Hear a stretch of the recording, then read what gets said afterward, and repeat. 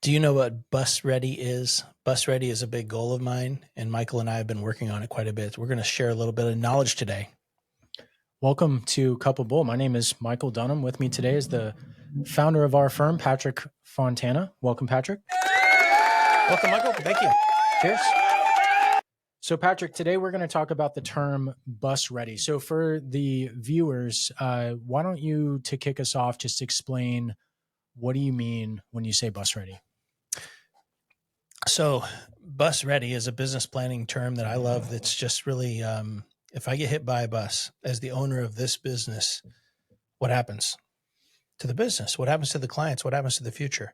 And if my business is bus ready, it's ready for me to get hit by a bus and just disappear, then we've accomplished the goal. If it's not, we've got a problem. And there's way too many small businesses in our city and in our country that are very profitable, successful businesses, but essentially a one-man show. One person controls the everything, and it's not written down, it's not shared. There's lots of mistakes, and then some of those businesses in the middle ground have some things in place, but they're missing key elements. So, Michael and I have built our business to be more bus ready significantly than when we started in 2020.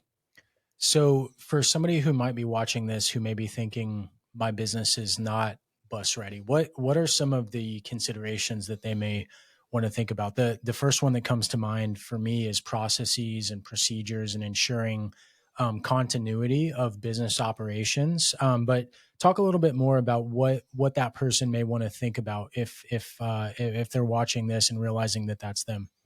Right. So we really worked through a checklist that got built over time in our discussions. And one thing is all the knowledge that's in my head, but nowhere else, needs to be written down. And we built a playbook that has all the processes and procedures of our firm, and it continues to build to this day and to be improved. And so as a team, we take a process and look at it. Tomorrow, we've got a offsite kind of team meeting, and we're going to tackle some of those processes. And I'll look at it and say, okay, what can we do to make this better? But unloading that information is a big deal. And as you get down further into the weeds about what is a weak spot, okay, so when you're a older person like I am, and I don't know if you notice, Michael's 20 years younger, right? There comes a point where you need a succession plan. If you haven't identified a succession plan or started to work towards that, it takes time. The other things is just simple, basic stuff like our bank account. When we started the firm, there's a business bank account, there's a savings account, there's payroll, there's lots of things involved in running the business. And day one, I was the only one on the bank account. Well, that could be a weakness. If I get hit by a bus, there's problems for the rest of everybody. So how do you solve that? You have your equity owners listed on the bank account. Yeah, one thing on the topic of processes and procedures, one thing I'll say that we have really focused on here in our firm that I think has really helped our ability to deliver for our clients is we have roles and responsibilities across our firm. So we've got 5 members of our team at this point in time, and each member of the team has an area that they're the owner of. But we've also cross-trained everybody on our team so that if needed, somebody else has the ability to step in and perform a task, or we have a process page so that anybody could step in and perform that task. And the mistake that I'll say I see a lot of business owners make is they kind of become the point person for everything, and it creates this big friction where everything has to go through them, and it holds their team back from being able to achieve their full potential because they're always having to go back to the owner of the firm or the key man or woman within the firm to ensure that they are allowed to take the next step or they're enabled to take the next step. And so by having those processes in place, it really allows your business to operate at a higher level and also ensures that if something does happen to you, there's other individuals within the firm who have the capability of stepping in and performing for your clients at the same level that they would have expected from you. Yeah, one thing I'll say about Michael is from day one, he's come with lots of ideas, and I've been very open-minded of, okay, let's consider that. Is it better? Is it an improvement?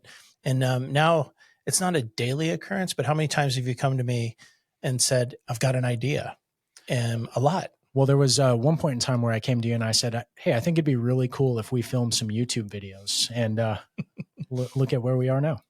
Hey, it's fun. And we had many days where we're like, that'd be a good blog post. That'd be a good video. That'd be a good something. And we built up these ideas of inventory. Now we can walk in here and knock one out like today. But from a um, business value point of view, the more you have processes and procedures and documentations and cover your weak points, right? When we look at our business and say, what is a weak link? Well, if we have one operations person that can do a wire and nobody else, that's a weak link. So what do? Well, we hire a second operations person. We cross train everybody that can do that. I'll freely admit I am not the best in the firm. I'm in last place at the ability of doing a wire. I could do one. I could pull out the process page, make a phone call, and get the wire done. But having that process page to go to be able to see, okay, yep, here's how to do it. Let's get it done. As a simple example, there's lots of things that we get done on a daily basis. One other area that I'll bring up that's more specific to our own firm and how we function, but every one of our clients has relationships with multiple members of our team. And so that's intentionally designed to ensure that if something happens to one of us, we're not the only person that knows that client, has a relationship with that client. And it ensures that if something were to happen, we're able to continue delivering on the financial plan that we've discussed and we've put into place, and we're able to continue to take care of our clients. And so in the spirit of unloading information from my brain and Michael's brain to the whole team, our contact system where we keep notes on everything has information on everybody. So we have the bio, we have the family tie-ins, the multi-generational things that are things behind the scenes that are incredibly important. Who's related to who works for who, all the game plans from an estate planning point of view, and knowing all the players allows us to serve our clients better. So all that said, if you are watching this video and you own a business and you're thinking, what steps may I want to consider to make my business more bus ready? And you'd like to have a complimentary phone call where we can talk a little bit more about your situation and what you may want to think about, there's a link in the show notes down below. That said, Patrick, how do you want to wrap up today's show? Well, I like the idea of rebalance until bus ready. Cheers.